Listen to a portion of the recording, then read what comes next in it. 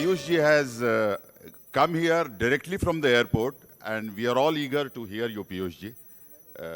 Please join your hands to welcome Piyush ji here. Thank you very much.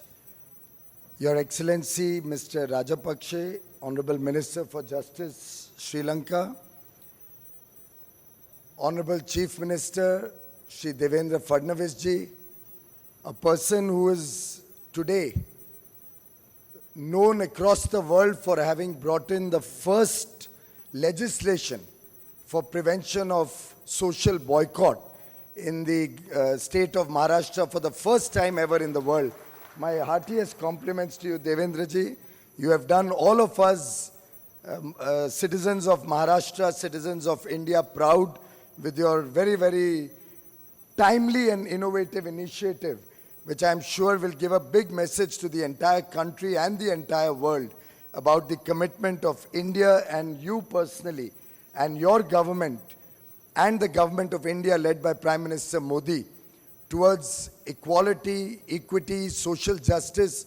And it's very appropriate that we are celebrating this year of social justice and equity on this auspicious occasion of the 125th birth anniversary of BARTI Dr. Babasaheb Ambedkar in Mumbai, in the city where Babasaheb was very, very closely involved, the city which has great memories of Babasaheb's work, and in some sense, this program organized at the University of Mumbai today is extremely symbolic and gives a big message to the country.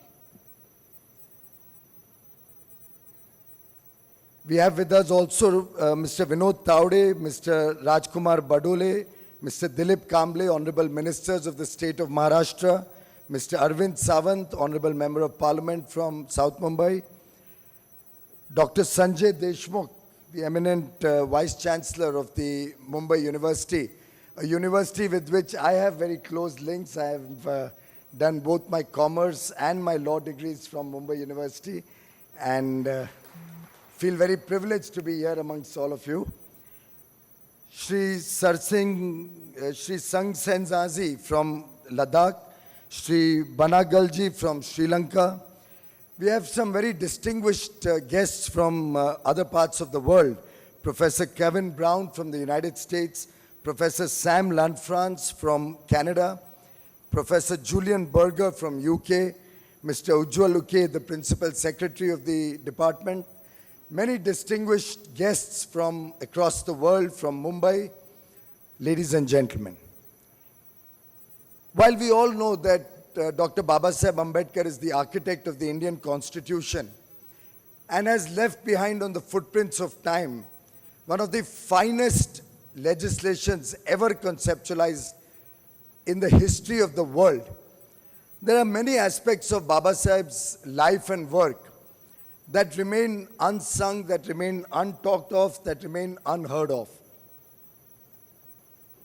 While in the course of the two-day conference programs that the government of Maharashtra has kick-started today, we will see many aspects, many facets of Babasaheb's life and works being discussed. There are some very different facets of his work that caught my attention, which I thought I will share with all of you. While Babasaheb is considered one of the founding fathers of modern India, and obviously his dream of an India free from divisions of caste, class, gender, equal rights for all are well known, it's also very well known that universal adult franchise for all Indians without any bias of gender, class, literacy or religion was advocated first by Dr. Babasaheb Ambedkar and then provided in the Constitution. There are some aspects which have remained unsung for several years. Minimum wages, for example. The concept of minimum wages for the labor, for the work that our karmacharis, our kamgars do, has really found legislative strength in the work of Dr. Babasaheb Ambedkar. He was instrumental in drafting legislation On November 28, 1942, even before independence, is when Babasaheb brought forth the minimum wages legislation and in some sense set the trend for years and years of equality for the workers, set the trend for justice for the workers, getting at least a modicum of minimum wages which can help them through their life, help them live a decent quality of life. He, of course, also successfully led the work to reduce the number of working hours from 12 to 8. At one point of time, many years ago, many decades ago, the normal working hour for a common worker was 12 hours. He recognized that the ability of a human being to perform best, to give the best output, is within a span of 8 hours. There are different aspects to human existence. All aspects, the integral development of a human being cannot be taken care of if a person is only immersed in work or official business labor. And it's very important that we provide adequate time for a worker, for rest, for leisure, for taking care of family, for taking care of other requirements. And the fact that he brought down the working hours from 12 to 8, I think is something we should all be grateful to him for, something which the working class in India and all of us should always remember him for. Another contribution of Babasaheb to India's labor story was the setting up of employment exchanges. The first time employment exchanges were set up in India was under the leadership of Babasaheb Ambedkar. And then when I was researching about Babasahebji's work, I found resonance in the work that I am doing today, particularly in the field of coal, in the field of power, in several initiatives that Babasaheb had taken many, many years ago. In fact, he enacted the Coal Mines Safety Stowing Amendment Bill for the benefit of coal mine workers on January 31st, 1944. Nearly 72 years ago, he enacted an act to provide for the safety of the coal mine workers, something which, if I may venture to suggest, is still a subject that India is grappling with today, 70 odd years after the act first came into existence. Of course, it's a matter of coincidence that the act was enacted on January 31st, which is also my late father's birthday. Women. Babasaheb was very concerned about women, and he wanted women to have equal rights. I quote from one of his works, "I measure the progress of a community by the degree of progress which women have achieved." And I'm sure it's a matter of delight for all of us, not only the women in the room, that Babasaheb advocated the concept of equal rights, irrespective of sex, for every citizen of the country. And the very fact that the more the women progress in a society, that much more the society will progress, the community will progress, the nation will progress, is truly a visionary thought that Babasaheb had articulated several years ago. And then he fought for voting rights for women and brought that into the constitution, something which many mature democracies took many years to provide for. India provided for that along with our independence. And again, it's a matter of great pride for all of us Indians that we had equal pay for equal work irrespective of the sex of a person. That's another great initiative that India articulated well before many developed nations did. That irrespective of a person being a man or a woman, the pay should be equal for the same work done, for the same type of work done. He was the first person who brought equal pay for equal work, irrespective of sex, in terms of industrial workers, when he was the labor minister in the Viceroy Executive Council, much before independence. In fact, another dimension that is unheard of, unsung of, is the fact that Maternity Benefit Act was also brought in by Babasaheb Ambedkar. He played a major role to bring in the maternity benefits bill in the Bombay legislature. Another thing that Bombay can be proud of.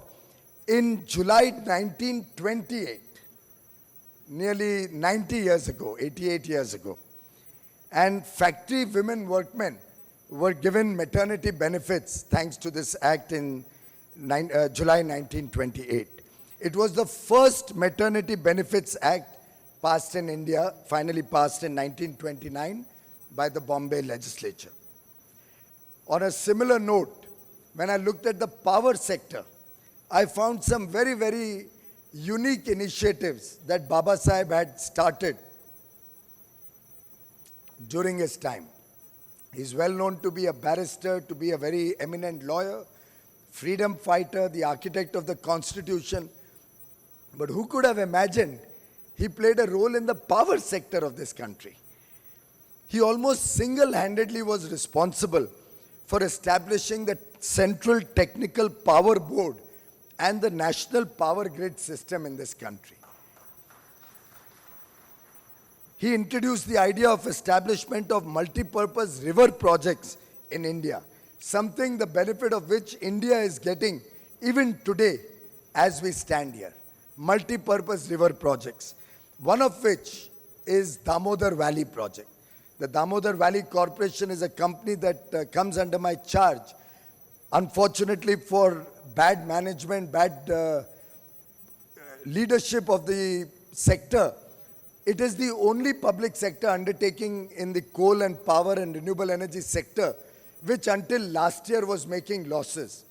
I think it's a fitting tribute to Dr. Babasaheb Ambedkar that in his 125th birth anniversary year, Damodar Valley Corporation, DVC, will register a profit after several years in this current year.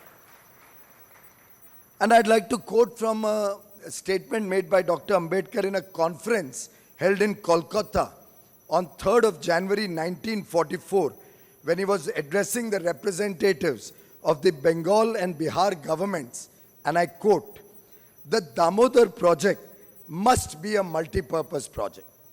We intend that it should not only deal with the problem created by floods, it should also provide for irrigation, electricity, and navigation.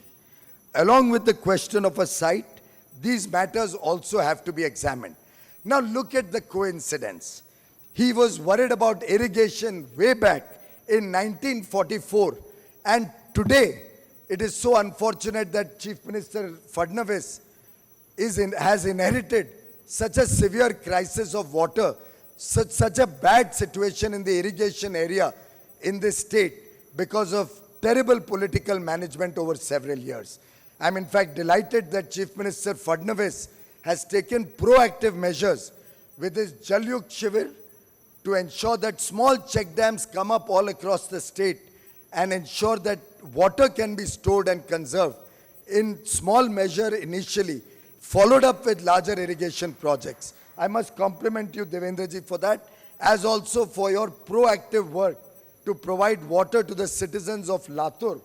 Even taking water by railway wagons is something really unique and very, very commendable. Thank you for all the work you've done for the water-starved areas of Maharashtra. But the fact that Babasaheb could visualize this way back in 1944 and suggest that Damodar Valley Corporation not only protect the interests of electricity sector, provide for power, but look at irrigation and look at navigation.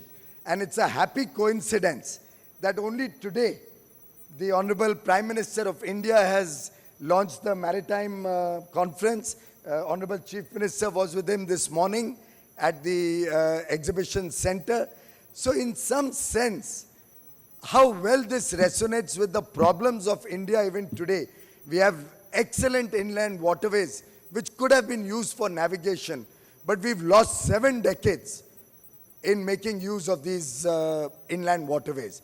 I'm delighted that another colleague of ours from Maharashtra, Mr. Nitin Gadkari, has taken this upon himself as a challenge. The Sagarmala project that he has initiated and which was launched today in some sense which is going to be kick-started from today through the Maritime Summit, and which will generate nearly 10 million jobs, 1 crore jobs, an investment of 1 lakh crore, nearly 15 billion US dollars, and will help complete the dream that Babasaheb Ambedkar started way back in 1944.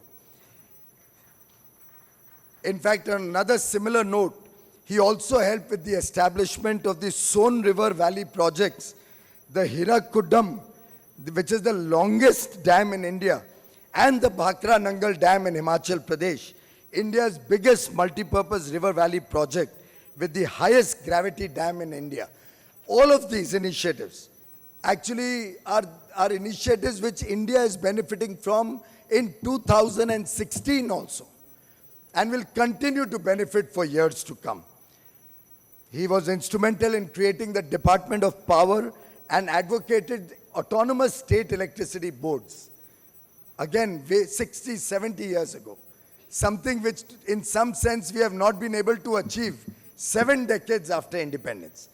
In some small measure, we have brought in the Ujjwal Discom Assurance Yojana, UDAY, in which we are trying to divorce the state government's influence on the power sector, on the state distribution companies, so that they can work efficiently, they can work in a more modern technology-enabled manner, and they can become instruments to achieve 24/7 affordable quality energy access for every citizen of this country.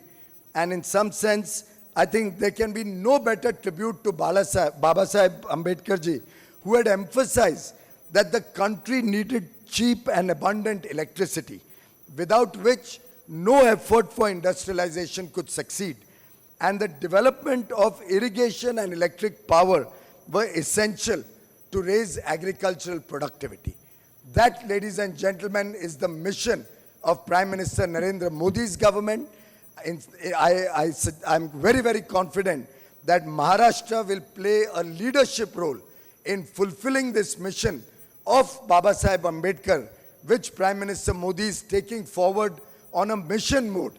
And I'm sure with the support, blessings and cooperation of all of Team India, the 125 crore citizens of India, who will all work together as one, we will ensure every citizen of this country gets equal access to a basic amenity like power in the years to come.